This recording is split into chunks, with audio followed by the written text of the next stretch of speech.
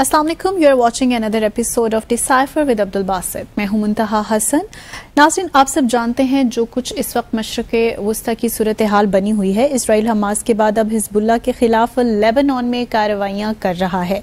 आज हम सारी सूरत हाल का जायजा लेंगे और ये जानने की कोशिश करेंगे कि ये मामला आखिरकार कहाँ जाकर रुकने वाला है। दूसरी जानिब वज़ीर आज़म शहबाज शरीफ ने भी अक़वाम मुत्तहिदा की जनरल असम्बली से खिताब किया है और बड़े ही भरपूर तरीके से फ़लस्तीन और कश्मीर पर बात भी की है। इसके साथ साथ OIC का कश्मीर पर जो कॉन्टेक्ट ग्रुप है, इसका भी इजलास हुआ है। इस इजलास के बारे में जो अंदर की खबरें हैं वो भी आपसे शेयर करेंगे। और शो के आखिरी हिस्से में हम यूनाइटेड नेशन सिक्योरिटी काउंसिल की इस्लाहात के बारे में बात करेंगे, क्योंकि तकरीबन सभी लीडर्स ने इस बात का इकरार किया है कि यूनाइटेड नेशन सिक्योरिटी काउंसिल अब मुकम्मल तौर पर गैर फाल या कि बेमानी हो चुकी है। So let's begin the show. Welcome Basit साहब। थैंक यू वेरी मच और बिस्मिल्लाहिर्रहमानिर्रहीम और तमाम देखने वालों को अस्सलाम वालेकुम। सो हैवी हार्ट्स के साथ आज के प्रोग्राम का आगाज़ किया जा रहा है। इजरायली मीडिया दावा कर रहा है कि जो हिजबुल्लाह के सरबराह हैं हसन नसरुल्लाह साहब, उनकी शहादत हो चुकी है, जो रीसेंट अटैक्स किए हैं उसने लेबनान में। सो आपके पास क्या इत्तलात हैं? देखिए, कुछ कहना तो मुश्किल है। हमारी दुआ तो यही है कि वो हयात हों। लेकिन जो दावा इस्राइली कर रहे हैं वो भी शायद ठीक ही हो, क्योंकि इससे पहले भी जो दावे इस्राइली किए हैं वो सब ठीक ही निकले। और चूंकि ये बैरूत के अंदर हिजबुल्लाह का हेडक्वार्टर्स था, तो लगता तो ये है कि शायद वो शहीद हो ही गए हों, लेकिन हतमी तौर पे कुछ कहा नहीं जा सकता जब तक कि हिजबुल्लाह की जानिब से हमें कुछ इसके बारे में न बताया जाए। इससे पहले भी आप जानते हैं बहुत से कमांडर्स इस्राइल ने निशाना बनाए थे। तवातर के साथ चलता ही जा रहा है, कहीं थमने का नाम नहीं। बिल्कुल, एब्सोल्युटली। अब देखने की देखिए बात यह है कि आखिर 7 अक्टूबर से मामला चला जब हमास ने एक एक्शन लिया, और उसके बाद अब तकरीबन 1 साल तो होने को आ गया ना, 358 353 दिन हो गए हैं। तो ये मामला कहाँ जाके रुकेगा, ये पहले समझने की बात है। और फिर ये भी जानने की ज़रूरत है कि आखिरकार इसराइल की स्ट्रेटजी थी क्या शुरू से। क्या हमास ने मिसकैलकुलेट किया, हिजबुल्लाह ने मिसकैलकुलेट किया, पूरी दुनिया ने मिसकैलकुलेट या ईरान ने मिसकैलकुलेट किया? क्योंकि पूरी दुनिया तो चलिए देखिए ना, असल पार्टीज तो यही है ना। असल तो पार्टी जो है वो फ़लस्तीनी है, चाहे वो गज़ा में हो या मगरबी किनारे में हो। असल मामला तो फ़लस्तीन का है। और उसके बाद फिर आप कह सकती हैं किसी हद तक हिजबुल्लाह, क्योंकि उसका बॉर्डर लगा हुआ है फ़लस्तीन के साथ, कह लें इसराइल के साथ, लेबनान का जो है। तो हम थोड़ा सा आज पहले सेगमेंट में हम कोशिश करते हैं मुंतहा के अपने नाज़रीन को बताएं कि हम क्या समझते हैं कि सूरत हाल जो डेवलप हुई पिछले 1 साल में वो क्यों हुई, इसराइल की क्या हिकमत अमली रही, किस तरह उसने अपने बड़े अच्छे तरीके से, मैं समझता हूँ, कार्ड्स खेले, डिप्लोमेटिक भी और अस्करी भी। और अब ये मामला कहाँ जाकर रुकेगा, हमारी क्या राय है इसके बारे में। मुमकिन है हमारी जो असेसमेंट है वो गलत भी हो, लेकिन कुछ ना कुछ बहरहाल जो हालात हम देख रहे हैं, मारूजी हालात, ज़मीनी हक़ाइक़ जो हैं, उनको पेश नज़र रखते हुए हम कुछ बात करेंगे। देखिए, 7 अक्टूबर को एक्सक्यूज़ मी 7 अक्टूबर को जो वाक़या हुआ, उसके बाद जो मामला जिस तरह आगे बढ़े, 8 अक्टूबर ही को हिजबुल्लाह ने कुछ रॉकेट्स दागे, तो एक तरह से 2 फ्रंट सिचुएशन क्रिएट होने जा रही थी इसराइल के लिए उस वक्त, जबकि हमास के पास ही फुल कैपेसिटी थी कि वो इसराइल को नुकसान पहुंचा सकता, और हिजबुल्लाह के पास ही फुल कैपेसिटी थी कि वो सेकंड फ्रंट खोलते, नॉर्थ ऑफ इजराइल में सिचुएशन क्रिएट करते। अब मामला हुआ क्या कि इसराइल ने बड़ी ज़बरदस्त तरीके से कुछ धमकियों के ज़रिए और जिस तरीके से उसने हमास के ख़िलाफ़ ऑपरेशन किए, उसने उस 2 फ्रंट सिचुएशन को बचाया। और हिजबुल्लाह ने भी, मैं समझता हूँ कि एक गलती उनसे ये हुई कि वो 2 फ्रंट सिचुएशन क्रिएट करने में नाकाम रहे। इसलिए इसराइल को पूरा मौका मिला कि वो हमास के खिलाफ पूरे तरीके से कार्रवाइयाँ करता रहे। और आज मैं जब पीछे मुड़ के देखता हूँ तो मुझे इसराइल की एक बहुत बड़ी कामयाबी नज़र आती है, और मैं बड़े दुखी दिल के साथ ये कह रहा हूँ, क्योंकि सारा फोकस उनका हमास की जानिब से, ठीक है हूतीज़ ने भी कुछ एक्शन लिए, کچھ پرابلمز ہوئے کمرشل نیویگیشن میں. حزب اللہ نے بھی اوکیجنلی کوئی راکٹ وغیرہ برسائے, میزائلز بھی داغے, وہ بھی ہوا. لیکن اسرائیل حزب اللہ نے براہ راست حماس کی سپورٹ میں اس طرح آل آؤٹ سپورٹ نہیں کی, کیونکہ حزب اللہ کے بھی مفاد میں یہی تھا کہ وہ ایسا ایکشن نہ لے جس سے اسرائیل براہ راست ان پر حملہ کرے یا لیبنان کی سچویشن خراب ہو جائے. وہ بھی محتاط تھے کیونکہ حزب اللہ کا اپنے جو لیبنان کے اندر بھی جو صورتحال ہے پاپولیرٹی کی وہ اس طرح نہیں ہے جو پہلے کے زمانے میں ہوا کرتی تھی. گو کہ ملیٹریلی حزب اللہ اس وقت بہت پاورفل ہے یا تھی. جو ایسٹیمیٹس ہیں تقریباً 1.5 لاکھ کے قریب ان کے پاس میزائلز موجود ہیں. تو ایک بہت بڑی پاور ہے ان دا سینس. اور یہ بھی میرے لیے اگر آپ مجھ سے سچی پوچھیں تو حزب اللہ کا Lebanon state with in state ہے, کیونکہ اگر آپ دیکھیے تو ایک عجیب سی صورتحال ہے نا. اگر ہمارے خدا نخواستہ ملک میں ایک ایسی ملیشیا ہو, ایک ایسی ملٹری آرگنائزیشن ہو جس کا نہ اس ملک کے صدر سے تعلق ہو, نہ وزیر اعظم کی وہ بات مانتے ہوں, نہ وہاں کے فوج کی سربراہ کی بات مانتے ہوں, تو ایک عجیب صورتحال تو ہے نا. تو لیبنان میں یہ صورتحال 1982 میں حزب اللہ قائم ہوئی تھی. تو یہ اسٹیٹ ود ان اسٹیٹ ہے جو کہ ایک مہذب ملک میں یہ جائز نہیں ہے کسی طور بھی. لیکن چونکہ مشرق وسطی کی ایک خاص صورتحال ہے تو اس میں چلیے آپ یہ ان کو ایک تھوڑی سی آپ کہہ سکتے ہیں کہ چلیے روم دے دیتے ہیں ہم ان کو. اچھا, اب ہوا یہ کہ اسرائیل نے بڑی مہارت سے حزب اللہ کو اس طرح انگیج نہیں کیا. اگر حزب اللہ نے کچھ اٹیک کیے بھی تو اسرائیل نے ان کو اگنور کیا فار دا ٹائم بینگ. ان کی حکمت یہی تھی کہ پہلے وہ حماس سے ڈیل کر لیں, ان کو ختم کر دیں, اس کے بعد جب حماس اور غزہ میں مکمل تباہی آ جائے گی پھر وہ حزب اللہ کے ساتھ بھی نمٹ لیں گے. تو ہوا یہی کہ پچھلے 11 ماہ میں اب حماس کو دیکھیں نا, حماس میں وہ طاقت رہی ہی نہیں. جو لوگ اس علاقے کو جانتے ہیں, جو انہوں نے حماس کو اسٹڈی کیا ہوا ہے, وہ بالکل یہ برملا کہہ رہے ہیں کہ تقریباً 90% آپ سمجھیے کہ حماس کی جو کیپیسٹی وہ ختم ہو چکی ہے. حماس کے پاس اب یہ طاقت نہیں ہے کہ وہ اسرائیل پہ حملے کرے, یا وہ تو سارے دیکھیے نا انڈر گراؤنڈ جو لوگ بچ بھی گئے ہوں گے انڈر گراؤنڈ چلے گئے ہیں. اور اس وقت بھی لوگوں کا یہ ماننا ہے کہ اگلے 20 سال بھی حماس دوبارہ اس طرح اٹھ نہیں سکتا جس طرح وہ 6 اکتوبر یا 7 اکتوبر کو پچھلے سال تھا. تو یہ حماس کی صورتحال. جب حماس کو انہوں نے بالکل تباہ و برباد کر دیا, اب انہوں نے حزب اللہ کو بھی کرنا تھا, کیونکہ حزب اللہ کی فائرنگ سے جتنے بھی وہ راکٹس وغیرہ مارتے تھے اسرائیل میں, تو جو نارتھ میں آبادی ہے نا اسرائیلیوں کی تقریباً 60-70 ہزار لوگ, وہ وہاں سے ڈسپلیس ہوئے. اب جو یہ بھی دیکھیے کہ جو نتنیاہو ہے اس کے اپنے ڈومیسٹک ایشوز تو ہیں, پریشر بھی تھا, جو کوئی بھی تھا, کرپشن کے کیسز تھے. تو اسرائیل نتنیاہو نے شروع دن سے 2 آبجیکٹیو اپنے سامنے رکھے. پہلا جو آبجیکٹیو حماس کو اس کی مکمل تباہی کا تھا کہ ہم بالکل تباہ کریں گے, کیونکہ ان کے پاس ہاسٹیج بھی تھے. تو اس وقت شاید حماس وغیرہ کا خیال ہوگا کہ اگر ہمارے پاس 100-150 اسرائیلی یرغمالی ہوں گے تو ہم اسرائیل کو مجبور کر لیں گے کہ وہ ٹیبل پہ آ جائے اور یہ معاملہ 1 ہفتے 2 ہفتے میں ختم ہو جائے گا. لیکن انہوں نے مس کیلکولیٹ کیا, کیونکہ بن نتنیاہو ڈومیسٹکلی بڑے ویک تھے.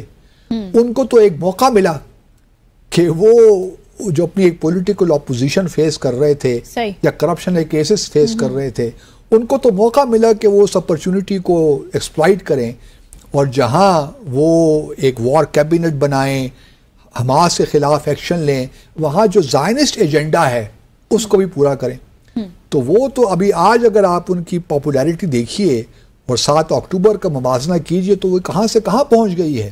اس وقت تو وہ بن نتنیاہو ان کا لیڈر بن گیا ہے.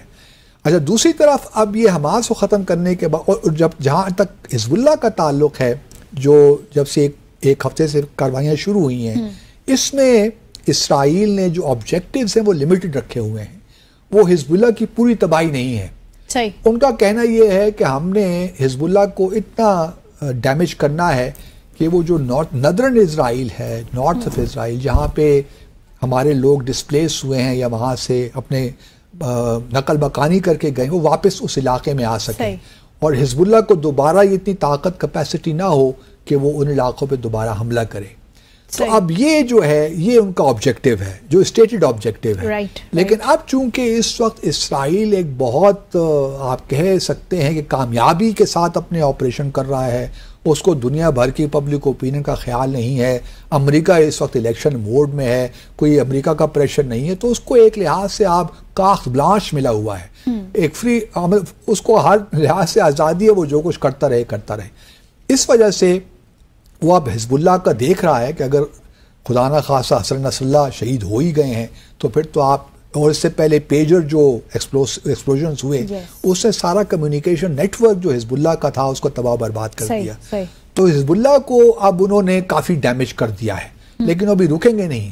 کچھ لوگ کہہ رہے ہیں کہ جی گراؤنڈ آپریشن بھی ہوگا. میرا اتنا خیال ہے کہ گراؤنڈ آپریشن سے وہ اجتناب کریں گے.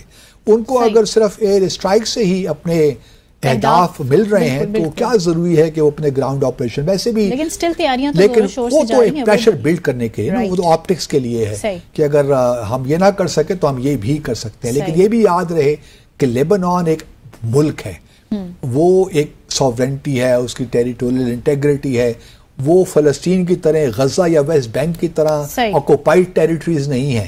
تو یہ معاملہ بھی ذرا تھوڑا ڈفرنٹ ہو جاتا ہے, اس کی کنوٹیشن ذرا مختلف ہو جاتی ہے.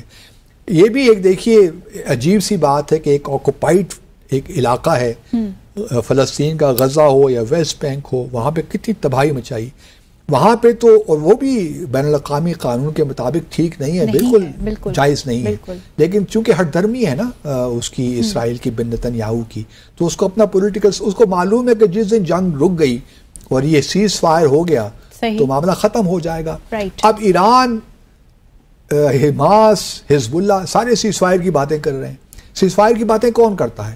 سیز فائر کی باتیں وہی کرتا ہے جو شکست جس کو سامنے نظر آ رہی ہوتی ہے, جو مجبور ہوتا ہے. لیکن اس وقت ہم اس کو دوسرے اینگل سے بھی تو دیکھ سکتے ہیں نا, مائٹ بھی کہ وہ پیس کو پروموٹ کرتے ہوں, کسی کی پیس کی خواہش کو بھی تو ہم اس کی ویکنس کا نام نہیں دے سکتے. دوسرا اینگل بھی تو ہے. نہیں, خواہشیں دیکھیے نا, خواہشیں اگر آپ نے پوری کرنی ہے نا تو وہ کسی اور طریقے سے کیجیے نا. پھر تو آپ کہتے ہیں کہ ان سب کو الائنس کر کے اٹیک کرنا چاہیے, یا تو دیکھیے, یا تو شروع میں کرتے نا, شروع میں اگر ٹو فرنٹ سچویشن کریٹ کر لیتے شروع میں تو شاید کوئی بات ہو جاتی. لیکن جو انہوں نے ایک سال دیا نا اسرائیل کو بہت اس سے ایک لحاظ سے انکریجمنٹ ہوئی ہے, وہ ایمبولڈنڈ ہوا ہے کہ یار یہ تو ساری خالی ہیں, مطلب اسماعیل ہنیہ کو شہید کر دے, ایران نے کچھ کیا ہی نہیں, ہوتی سے تھوڑے بہت آگے پیچھے. اسرائیل تو کچھ نہیں کیا نا. جو آیت اللہ خمینائی نے کہا تھا کہ ہم اسرائیل کے اندر جا کے حملہ کریں گے, وہ کہاں ہوا. حزب اللہ نے بھی اگر آپ دیکھیے تو فلسطین کی خاطر تو کچھ نہیں کیا. جب سعود شکر کا ان کو مارا گیا, یا ابراہیم عاقل کو جو ان کے ملٹری کمانڈرز ہیں ان کو شہید کیا گیا, تبھی حزب اللہ نے فائرنگ کی نا راکٹس وغیرہ, ورنہ تو حماس کے لیے کوئی بہت بڑی کارروائی نہیں کی. سچی بات تو یہی ہے. اس لیے ایران کا بھی اگر آپ دیکھیے تو ایران بھی ایکسپوز ہو گیا, سچی بات یہی ہے. ایران بھی اب کنٹینمنٹ کے حوالے سے باتیں کر رہا ہے, پیس کی باتیں کر رہی ہے. تو باتیں ہم پچھلے 70 سالوں سے سنتے آ رہے ہیں. 1948 میں جو جنگ ہوئی, 1967 میں جو جنگ ہوئی, 1973 میں جو جنگ ہوئی, اس کے بعد ہم نے ان جنگوں میں ہم نے دیکھا کہ فلسطین کے پیچھے تمام عرب دنیا کھڑی تھی. عرب دنیا اور اسرائیل کے درمیان وہ جنگیں ہوئی تھی نا. اس جنگ میں تو کوئی ساتھ آیا ہی نہیں. ہم ایران سے توقع رکھ رہے تھے کہ وہ شاید حماس کے پیچھے کھڑا ہو, وہ بھی صرف باتیں ہی کرتے رہے. لیکن باقی عرب دنیا تو بالکل ہی فارغ ہو گئی, وہ تو ہمیں نظر ہی نہیں آئی, بلکہ ان کے اپنے اپنے انٹرسٹ ہیں. بلکہ جو بن نتنیاہو نے جو تقریر کی کل قومی اسمبلی کی اپنے جنرل اسمبلی میں اقوام متحدہ کی, آپ وہ دیکھیے تو اس بندے میں اتنی ایک ایروگینس نظر ہمیں آتی ہے کہ ہی گیوز اے ڈیم, اس کو تو پرواہ ہی نہیں ہے کہ دنیا کیا سوچتی ہے. مطلب کل وہ اس نے اپنی تقریر میں ایک دفعہ بھی فلسطین کا ذکر نہیں کیا. اس نے پیلسٹائن کا ذکر کرنا مناسب ہی نہیں سمجھا, فلسطینیوں کا بھی ذکر نہیں کیا. اس نے حماس کا ذکر کرتا رہا وہ, اور حزب اللہ کا ذکر کرتا رہا. اور جو میپ اس نے دکھایا وہ جو آئی ایم ایک کہ جی وہ کیا ہے, دا بلیسڈ, دا بلیسنگز اور ایک دا کرسڈ, مطلب وہ آئی ایم ایک کی باتیں کر رہا ہے, Israel, middle asset, Europe, India corridor کی باتیں کر رہا ہے. مطلب اس کو فکر ہی نہیں ہے کہ یہ کیا دنیا کہاں سے کہاں جا رہی ہے، لیکن وہ اس کو پتا ہے کہ اس وقت عرب دنیا بھی کچھ نہیں کر، اور پھر دوسری بات کہ جی ہم سعودی عرب کے ساتھ تعلقات بنائیں گے، ابراہیم ایکارڈز کو ہم دوبارہ شروع کریں گے. آئی ایم ویری گلیڈ کہ سعودی عرب کے فارن منسٹر فاران نے بالکل واضح طور پہ کہا کہ نو وے، انلیس کہ فلسطینی ریاست قائم نہیں ہوتی ہم کسی طور بھی اسرائیل کو تسلیم نہیں کر سکتے یا اس کے ساتھ تعلقات نہیں قائم کر سکتے. بس اتنا کچھ کافی ہے کیا؟ کافی نہیں ہے، لیکن انہوں نے ساتھ ساتھ ایک انٹرنیشنل الائنس بھی بنا لیا ہے سعودی فارن منسٹر نے، یورپین کنٹریز کے اور عرب اسلامی مسلم دنیا کا مل کر کہ ہم ایک انٹرنیشنل کانفرنس کال کریں گے، کنوین کریں گے اور دیکھیں گے کہ فلسطین کی ریاست کو جو بنانے کا معاملہ ہے اس کو کس طرح آگے بڑھائیں. لیکن اس وقت معاملہ کچھ یہ ہے کہ اگر حزب اللہ کا بھی پریشر ختم ہو جاتا ہے اور پھر حماس کا پریشر بھی نہیں رہتا، اسرائیل سے صرف ایک غلطی تو میں اس کو کس حد تک کہوں، ایگزٹ اسٹریٹجی اسرائیل کی کوئی نہیں ہے.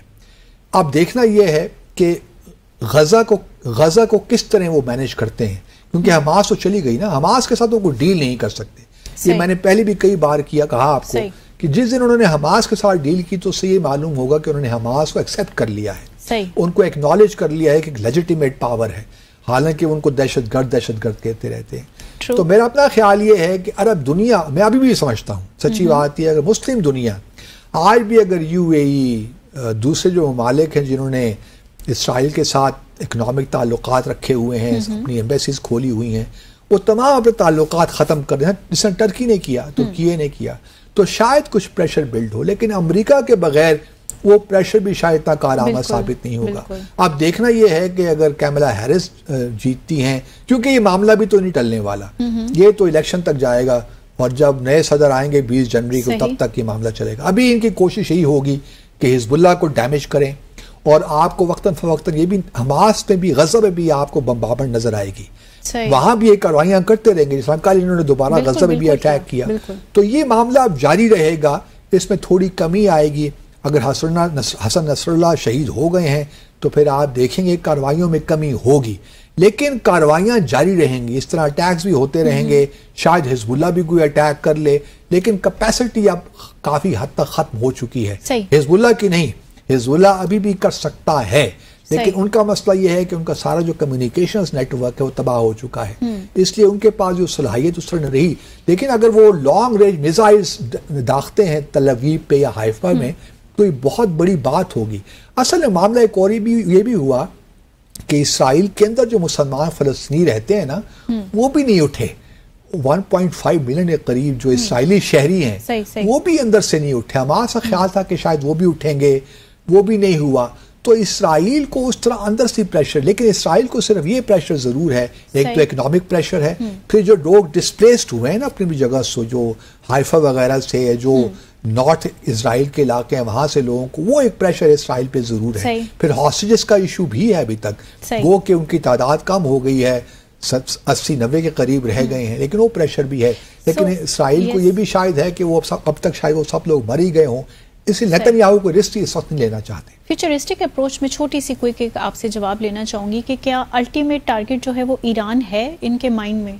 ایران ڈیفینیٹلی ہے، لیکن اسرائیل کو ان تمام کامیابوں سے خوش نہیں ہونا چاہیے، کیونکہ جو اس قسم کی تحریکیں ہوتی ہیں نا وہ کچھ عرصے کے لیے دم توڑ دیتی ہیں.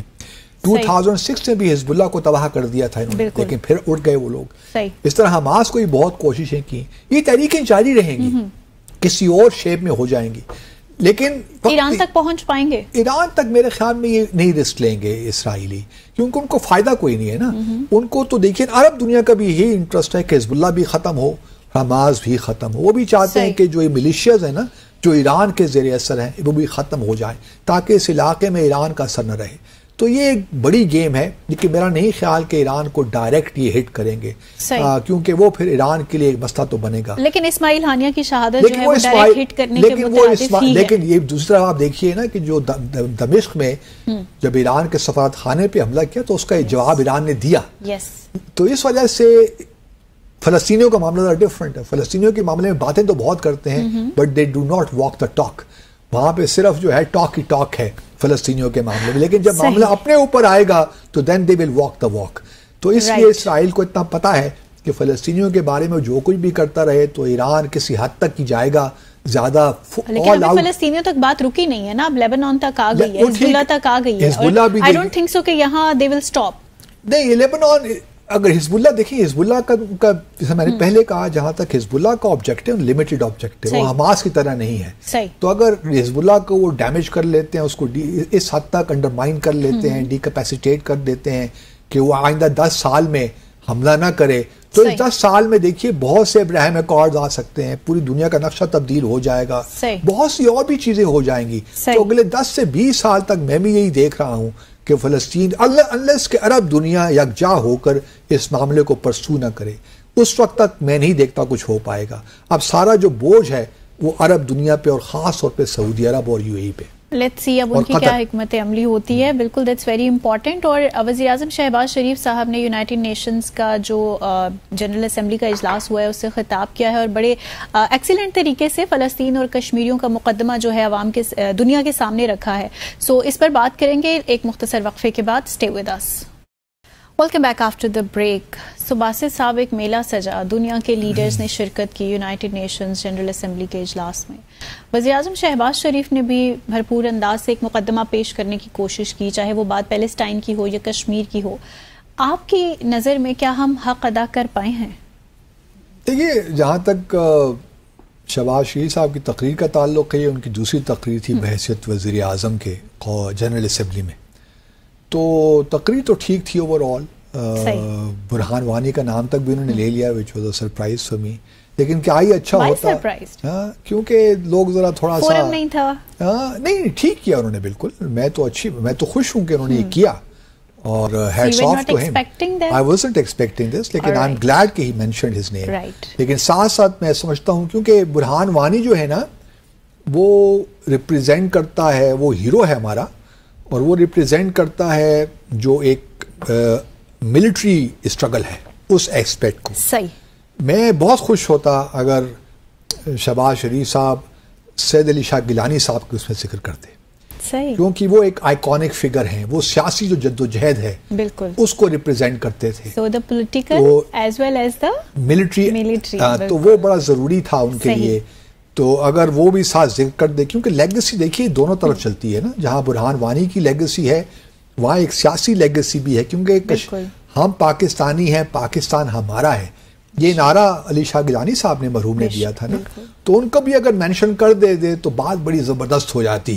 لیکن شاید کسی کو خیال نہیں آیا کہ یہ بھی بڑا ضروری تھا. لیکن اوور آل انہوں نے فلسطین کا بھی ذکر کیا, باقی اسلاموفوبیا کی بات بھی کی, اور کشمیر کی بات بھی انہوں نے ذکر کیا, اور پھر ٹیررزم کا ذکر کیا, افغانستان کا بھی ذکر کیا. اور لیکن میں تھوڑا سا بار بار یہی بات کرتا ہوں پاکستان کے حوالے سے کہ افغانستان کو آپ پبلکلی کہیں ٹھیک ہے, جو بھی آپ کا دل چاہتا ہے, ہم روک تو نہیں سکتے, لیکن یہ بات پاکستان کے لیے کم از کم مجھے عجیب سی لگتی ہے, کیونکہ ہم ان کے کلچر کو سمجھتے ہیں, ان کی تمام روایات کو سمجھتے ہیں. تو میرے لیے عجیب بات ہوتی ہے اب کہ پاکستانی جو لیڈر ہمارے کہتے ہیں کہ جی انکلوسیو گورنمنٹ وہاں بنائیں. بھائی انکلوسیو گورنمنٹ وہ ان کا انٹرنل معاملہ ہے, آپ کیوں اس میں دخل اندازی کر رہے ہیں؟ اور آپ کو پتہ ہے کہ طالبان ایک نظریاتی موومنٹ رہی ہے. افغانستان کے طالبان کبھی کوئی انکلوسیو گورنمنٹ نہیں بنائیں گے.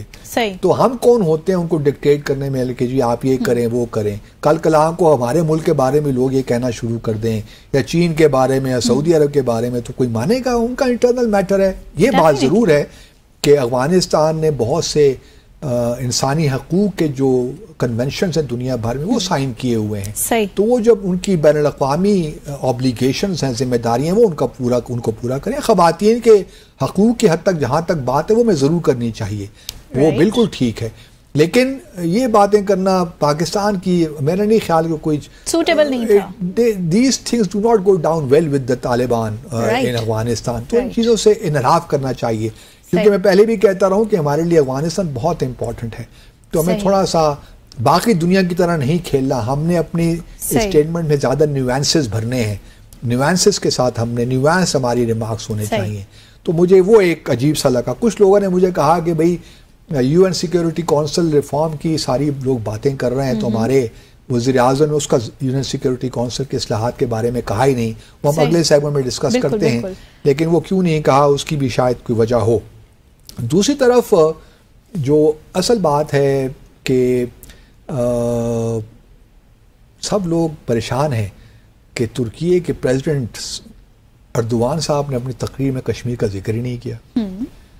2019 اگست 2019 کے بعد تقریباً ہر تقریر میں ہی جو یہاں سے جنرل اسمبلی سے ہوتی رہی ہے ترکی کی جانب سے کشمیر کی بات ہوتی رہی ہے.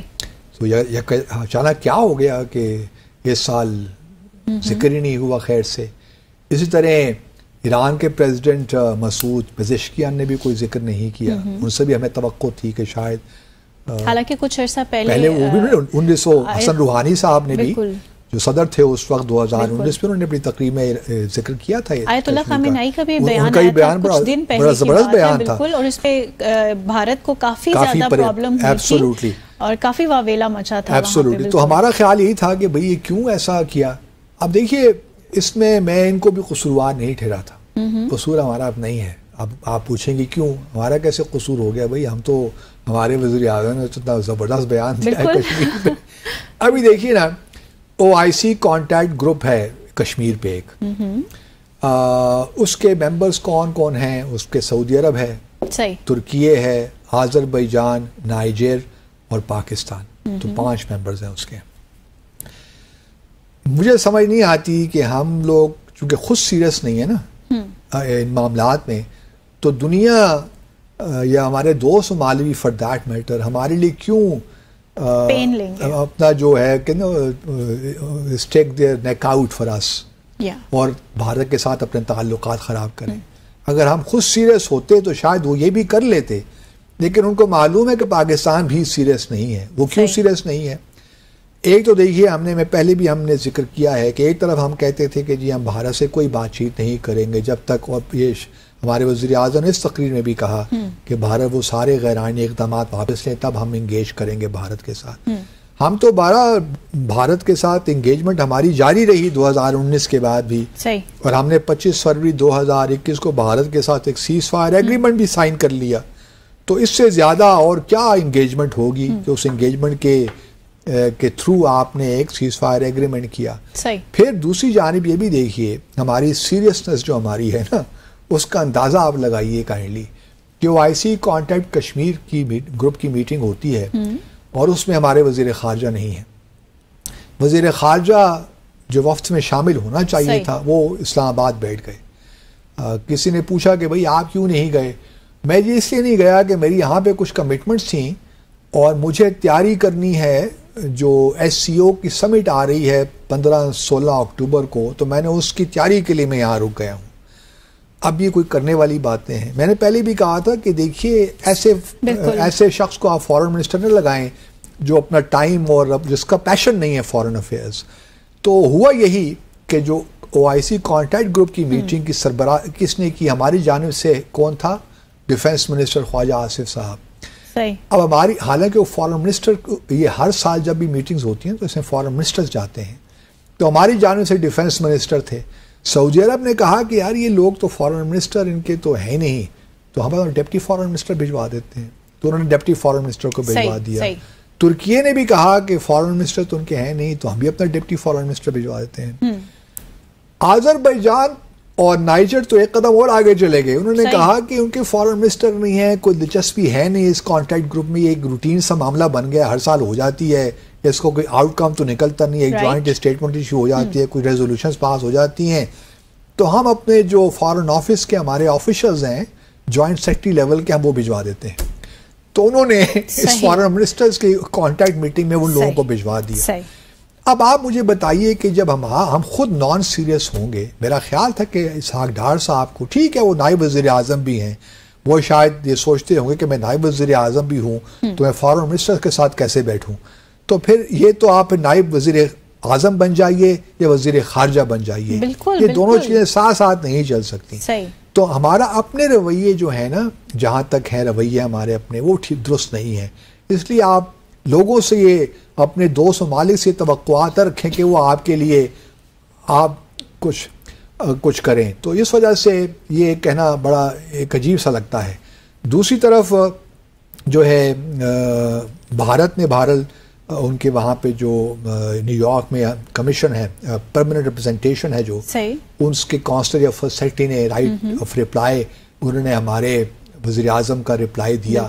اور انٹرسٹنگ بات یہ ہے کہ اپنے رپلائی میں جہاں پاکستان کو اور بہت انہوں نے کنڈیم کیا, الزامات لگائے, وہاں پہ مجھے تو احمقانہ قسم کی چیز لگی کہ انہوں نے 1971 کا بھی ذکر کر دیا صحیح کہ جینوسائیڈ پاکستان کمیٹڈ 1971 جینوسائیڈ بنگالیوں کے حوالے سے, بنگلہ دیش کی بات کر رہے ہیں. یہ حالانکہ اس وقت کرنے کی ضرورت نہیں تھی, اور خواہ بنگلہ دیش کو ایک لحاظ سے واپس اپنی وہ جو عوامی لیگ اور وہ باتیں اسٹیبلش کرنا چاہتے ہیں. بنگلہ دیش کو لے کے کسی فوبیا کا شکار ہو چکے ہیں, فوبیا کا. تو یہ اس وجہ سے تھوڑا سا مجھے کوئی سمجھ نہیں آئی, بہت سے ان سے یہ غلطی. پھر ہمارے بھی جو ایک آفیسر تھے, ہمارے جو پرماننٹ ریپرزینٹیٹیو, انہوں نے بھی پھر اس کا جواب دیا, اس خاتون کے جو آفیسر ان کی جو. اچھا, یہ اب کشمیر کا معاملہ تو یہاں تک ہے. ابھی خبر آئی ہے کہ حسن نصر اللہ شہید ہو گئے ہیں, یہ اب کنفرم ہو گیا ہے. تو انا للہ و انا الیہ راجعون. بہرحال یہی ہے کہ جہاں اسرائیل کو فلسطین کے معاملے میں کامیابیاں مل رہی ہیں, عارضی ہی صحیح, وقتی ہی صحیح, وہاں بھارت کو بھی کشمیر کے معاملے میں کامیابیاں مل رہی ہیں. Let's be honest about it. وہاں پہ عرب دنیا جو ہے وہ بے حس ہو گئی ہے, یا شاید ان میں دم خم نہیں رہا کہ وہ یکجا ہو کر, اور پھر ایران اور عرب دنیا کے درمیان جو پرابلمز چل رہے ہیں وہ بھی ہمارے سامنے ہیں. سنی شیعہ کے جو حالات ہیں وہ بھی ہم سب جانتے ہیں. وہاں پہ وہ ان کے جو وکیل ہیں وہ کمزور پڑ گئے ہیں, یا کمزور ہو گئے ہیں, یا کوئی طاقت دکھانا نہیں چاہتے, کرتے رہیں گے, فائدہ دشمن اٹھا کے لے جائے گا. یہاں پہ ہم جو ہیں ہم کمزور ہو گئے ہیں, ہمارے اپنے اندرونی حالات ٹھیک نہیں ہیں, سیاسی ابتری ہے, معاشی بدحالی ہے. تو اس وجہ سے ابھی بھی معلوم نہیں چلتا کہ ہم بھی تقاریر سے آگے بڑھ کر کس طرح کشمیریوں کی مدد کریں. تو لیکن اسرائیل کو اور بھارت کو خوش نہیں ہونا چاہیے. یہ جو ہے نا کامیابیاں ہیں, ساری وقتی کامیابیاں ہیں. یہ تحریکیں میں پہلے بھی کہتا رہا ہوں کہ اپس اینڈ ڈاؤنز آتے رہتے ہیں. اس قسم کی جو جدہت ہوتی ہے, لوگ اپنے آزادی کے حق سے پیچھے نہیں ہٹتے. جب قومیں ایک بار فیصلہ کر لیتی ہیں کہ ہم نے آزادی لینی ہے تو پھر وہ آزادی لے کر رہتی ہیں. 150 سال تک دیکھیے نا, برطانیہ نے بھی ہمارے اس بر صغیر میں حکومت کی نا, اور بالآخر ہم نے آزادی لی ان سے. تو یہ آزادی بھی انشاءاللہ فلسطینیوں کو بھی ملے گی اور کشمیریوں کو بھی ملے گی. لیکن اس وقت جو ہمارے حالات ہیں وہ اس بات کے متقاضی ہیں کہ مسلمان دنیا, OIC بھی جو ایک غنودگی کا شکار ہے, اس سے جاگے, تھوڑا سا سوچے سمجھے کہ ہمارے حق میں کیا ہے, ہمیں کس طرح بھارت پہ اور اسرائیل پہ پریشر بلڈ کرنا ہے. جو کچھ اس وقت عرب دنیا بھارت کے ساتھ پینگیں بڑھا رہی ہے, اکنامک ریلیشنز قائم کر رہی ہے, یہ جو India Middle asset Europe corridor بنا رہے ہیں جس میں اسرائیل اور UAE پیش ہیں, ان چیزوں سے جو اپنے آپ کو نکالیں. کیونکہ اگر یہ پرابلمز رہیں گے نا تو ان عرب ممالک کو بھی پرابلمز رہیں گے. جب تک فلسطین کا مسئلہ حل نہیں ہوتا, مڈل ایسٹ میں دیر پا امن آ ہی نہیں سکتا. اسی طرح جنوبی ایشیا میں جب تک جموں اور کشمیر کا تنازع حل نہیں ہوتا, یہاں بھی دیر پا امن نہیں, پائیدار امن نہیں آ سکتا. تو اسرائیل اور بھارت کو بھی چاہیے, ٹھیک ہے آپ آپس سے باز کر بڑے زبردست دوست بنے ہوئے ہیں, ہر لحاظ سے ایک دوسرے کی مدد بھی کر رہے ہیں, اور آپ ایک تعاون بھی کر رہے ہیں کس طرح فلسطینیوں کی جد و جہد کو ختم کیا جائے اور یہاں کشمیریوں کی جد و جہد کو ختم کیا جائے. ان کا ایجنڈا ایک ہی ہے نا, کیونکہ یہی دو واحد طاقتیں رہ گئی ہیں اور یہی دو ایشوز رہ گئے دنیا بھر میں, ایک فلسطین کا اور ایک کشمیر کا, جس کو سیٹل ہونا ہے. تو یہ ان کے درمیان تعاون تو ہے. کوشچن یہ ہے کہ جو ان دو قوموں کے یا کشمیریوں کے اور فلسطینیوں کے جو وکیل ہیں ان میں آپس میں کتنا تعاون ہے, وہ تعاون یا وہ کوآپریشن ہمیں نظر نہیں آتا. اور جب تک یہ نہیں ہوگا, آپ یہ توقع نہ رکھیں کہ امریکہ کشمیر کی مدد کے لیے آئے گا, فلسطینیوں کی مدد کے لیے آئے گا. بس یہی کہانی ہے. اس میں چھوٹا سا بس ایڈیشن یہی کریں گے کہ وہ کہتے ہیں نا کہ ظلم جب حد سے زیادہ بڑھتا ہے تو مٹ جاتا. بس یہاں پہ ایک چھوٹا سا وقفہ لیتے ہیں, بریک کے بعد آئیں گے اور یونائٹڈ نیشنز کی کچھ اصلاحات کی بھی بات کریں گے جو کہ تمام لیڈران نے بھی کی ہیں جنرل اسمبلی اجلاس میں. سو ناظرین, stay with us. Welcome back after the break. So what are your suggestions? ہماری کیا سجیشنز ہیں؟ دیکھیے سبھی تقریباً لوگ یہی کہہ رہے ہیں کہ یو این سیکیورٹی کونسل جو ہے وہ ارریلیونٹ ہو گئی ہے، اور سب سے بڑی جو اس کی وجہ ہے وہ ویٹو پاور ہے. صحیح. رشیا اگر یوکرین کی کوئی بات کریں تو وہ روس اس کو ویٹو کر دیتا ہے، فلسطین کی بات کریں تو امریکہ ویٹو کر دیتا ہے. تو یہ ویٹو کھیل رہے ہیں اور کوئی کام کی بات ہو نہیں رہی. ٹھیک ہے، یو این کی اور بڑی کنٹریبیوشنز ہو سکتی ہیں، چاہے وہ ہیلتھ کا سیکٹر ہو اور بڑی ریفیوجیز کے معاملے میں ہو، اور بہت سی کامیابیاں ہیں یو این کی، لیکن جہاں تک پیس اینڈ سیکیورٹی کے معاملات ہیں وہ وہاں پہ کشمیر کا دیکھیے نا، تنازع ابھی تک حل نہیں کروا سکے. بالکل. فلسطین کا معاملہ ابھی تک حل نہیں ہو سکے. 2 میجر ایشوز ہیں. غزہ پہ اٹیکس کی انٹینسٹی کم نہیں کرا سکے. تو یہی ہے. اچھا اب کیا ہونا چاہیے؟ سب لوگ یہی کہہ رہے ہیں کہ جی اس کا اصلاحات ہونی چاہیے. خاص طور پہ بھارت پیش ہے، کیونکہ اس کو نظر آ رہا ہے کہ دنیا کی سب سے آبادی کے لحاظ سب سے بڑا ملک ہے. تو اب شاید جب بھی اصلاحات ہوں گی تو اس کو باہر نہیں رکھا جا سکتا. لیکن اب اس میں بھی بہت سے معاملات ہیں، کیونکہ جو ہمارے علاقے میں خطے میں بھارت کے بارے میں کوئی کنسنسس نہیں ہے کہ وہ وہاں ریپریزنٹ کرے. کہیں بھی نہیں ہے. افریقہ کا دیکھیے ریپریزنٹیشن ہے ہی نہیں اس وقت یو این سیکیورٹی کونسل میں. اسی طرح ساؤتھ امریکہ کی کوئی نہیں ہے ریپریزنٹیشن. یورپ سے آپ کہہ سکتی ہیں کہ 3 ممالک ہیں اس وقت، رشیا، یو کے اور فرانس یو این سیکیورٹی، کیونکہ ورلڈ وار 2 کے بعد یہ ہوا. تو اب میں تو یہ سمجھتا ہوں کہ بھارت کی یہ کوشش ہے کہ وہ کسی طریقے سے جاپان، جرمنی اور برازیل سے اپنے آپ کو الگ کرے، کیونکہ یہ G4 کا ایک گروپ بنا ہوا ہے نا ان 4 کنٹریز کا، جو کہ یہ بات کر رہے ہیں کہ ہمیں پرماننٹ ایک رکنیت دی جائے سیکیورٹی کونسل کی. تو بھارت کی خواہش تو ہے، لیکن دوسری طرف لوگ کہہ رہے ہیں کہ اگر آپ ویٹو ہی خرابی ہے تو پھر ہم دوسرے پرماننٹ ممبرز کو لائیں گے تو پھر وہ بھی تو ویٹو ان کا حق ہوگا، تو مزید خرابیاں پیدا ہوں گی. پہلے ہی آپ کہہ رہے ہیں کہ نان ڈیموکریٹک ہے، 5 ممالک کو ویٹو کا حق کیوں دیا گیا ہے؟ یہ تو ڈیموکریٹک انسٹیٹیوشن نہ ہوا نا. اگر ایک ملک کا ایک ووٹ ہے تو پھر یہ ویٹو پاور تو ہونی کسی کے پاس نہیں چاہیے. ایک آئیڈیا یہ بھی ہے کہ ویٹو پاور ختم ہی کر دیا جائے، لیکن یہ کوئی P5 کنٹریز مانیں گے؟ قطر نہیں مانیں گے، رشیا نہیں مانے گا، امریکہ نہیں مانے گا، چین نہیں مانے گا ایون. تو یہ ویٹو پاور کس طرح ختم کی جائے؟ ایک جو دوسرا گروپ ہے یونائٹنگ فار کنسنسس، جس کو پاکستان بھی لیڈ کرتا ہے، اٹلی بھی لیڈ کرتا ہے، اور بھی بہت سے ممالک ہیں، 50-60 ممالک ہیں اس میں. وہ کہتے ہیں کہ جی بے شک آپ اس کو ایکسپینڈ کر دیں، آپ پرماننٹ ممبرز بھی لے آئیں، لیکن پرماننٹ ممبر کو اتنے کیٹیگری میں اتنے اس کے حق میں نہیں ہے. وہ کہتے ہیں کہ آپ جو نان پرماننٹ ممبرز ان کی تعداد بڑھا دیجئے اور ان کا 2 سال کے بجائے 4 سال کا کر دیجئے ٹرم. تو اس طرح اس قسم کی چیزیں بہت سی ڈسکس ہو رہی ہیں، لیکن یہ 90 سے ڈسکس ہو رہی ہیں، تو ابھی تک ایسا کوئی حل نہیں نکلا. اب بھارت کی کوشش یہی ہے کہ وہ کسی طور بھی جو ہے، کیونکہ ریلیونٹ تو ہو گئی ہے، اس میں کوئی شک نہیں ہے.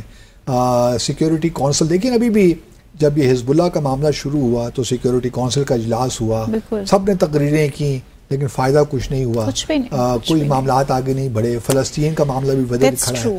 اس وجہ سے اصلاحات تو ضروری ہیں. اور میں تو یہاں تک بھی کہتا ہوں چلیے جی ہم بھارت کو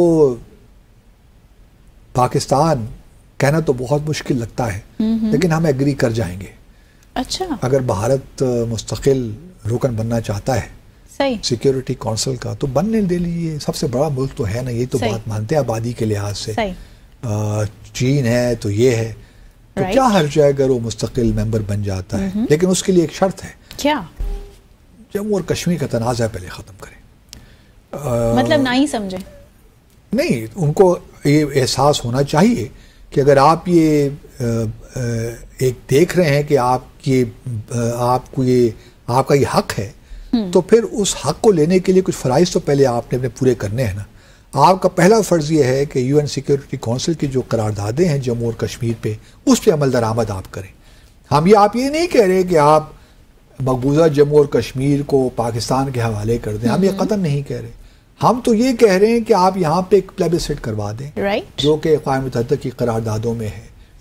یہ بھی ممکن ہے کہ آزاد جموں اور کشمیر اور یہ جب ریفرینڈم ہو تو یہ بھارت کے حق میں فیصلہ دے دیں جو کہ یہ کہتے رہتے ہیں نا کہ بالکل مقبوضہ جموں اور کشمیر کے لوگ بڑے خوش ہیں، پاکستان تو ایک فیلنگ اسٹیٹ ہے، بلکہ آزاد جموں اور کشمیر کے لوگ بھارت کو جوائن کرنا چاہتے ہیں، سو آن اینڈ سو فورتھ. یہ نیریٹو بلڈ کر، تو میں اکثر ان سے کہتا ہوں کہ اگر یہی بات ہے تو پلیبسائٹ کروا دو نا یار، قصہ ختم ہو جائے گا، آزاد جموں اور کشمیر بھی آپ کو مل جائے گا، تو پھر بات ہی ختم ہو جائے گی. پھر پاکستان اور بھارت ہمیشہ مل جل کر اچھے ہمسایوں کی طرح رہیں گے. پھر ڈرتے کس بات سے؟ تو یہی ہے. تو اگر ہمیں شاید پاکستان ان کو تسلیم بھی کر لے فیوچر میں سیکیورٹی کونسل کے پرماننٹ ممبر کی حیثیت سے وداؤٹ ویٹو پاور، اگر ہم یہ تسلیم کر بھی لیں گے آپ کو، ہم کہیں گے ٹھیک ہے جی، لیکن پہلی شرط یہ ہے کہ آپ یو این سیکیورٹی کونسل کی قراردادیں جو ہیں ان پہ عمل درآمد کیجئے، کشمیر کے مسئلے کو حل کیجئے، اور پھر آپ آئیے، پھر ہم آپ کے ساتھ مل کر چلیں گے، کوئی مسئلہ نہیں ہے. لیکن یہ نہیں ہو سکتا کہ آپ اپنی ریاستی دہشت گردی بھی جاری رکھیں، کشمیریوں کو آپ ان پہ ہر قسم کے مظالم بھی ڈھائیں، اور پھر آپ کہیں کہ جی آپ یو این سیکیورٹی کونسل کا ممبر بننا چاہتے ہیں. بات تو بڑی بڑی کرتے ہیں نا. آج جے شنکر صاحب کی تقریر بھی ہوئی ہے، اس کے بارے میں اگلے انشاءاللہ شوز میں ہم بات کریں گے. تو سوال یہ ہے کہ جو بھارت کہتا کچھ ہے اور کرتا کچھ ہے، یہ تو سارا ریٹرک ہے نا کہ جی sovereignty, territorial integrity, U N charter, peace, and یہ مطلب آپ مودی صاحب کی تقریریں سنیں، جے شنکر صاحب نے جو تقاریر کی ایشیا سوسائٹی میں اور بہت سی جگہ ان کا انٹریکشن ہوا، تو وہ ساری باتیں تو یہی کرتے ہیں. لیکن سوال یہ پیدا ہوتا ہے کہ آپ خود کتنا عمل کرتے ہیں ان سب چیزوں پہ. باتیں تو ہم بھی سب بڑی بڑی کر سکتے ہیں، لیکن جب تک آپ ان چیزوں پہ عمل نہیں کریں گے اس وقت تک جو ہے کوئی بات آپ کی سننے والا نہیں ہے. اور اب دیکھنا یہی ہے کہ یہ جو سیکیورٹی کونسل کا ریفارم، کچھ لوگوں کا خیال یہ ہے کہ صرف سیکیورٹی کونسل کا ریفارم کی ضرورت نہیں ہے، بلکہ پورے یو این میں اصلاحات چاہیے. صحیح. اور اس میں ہم صرف سیکیورٹی کونسل کو نہیں نکال سکتے. تو امریکہ کے بھی مور اور لیس یہی پوزیشن ہے. گو کہ روس بھی بھارت کو سپورٹ کرتا ہے، اس کی بڈ کو امریکہ بھی کرتا ہے، فرانس بھی کرتا ہے، لیکن ایک کیویاٹ لگا دیتے ہیں کہ as part of over all reform of the United nations. تو ابھی بہت سے ہکپس ہیں، بہت سے ابھی لانگ وے ٹو گو.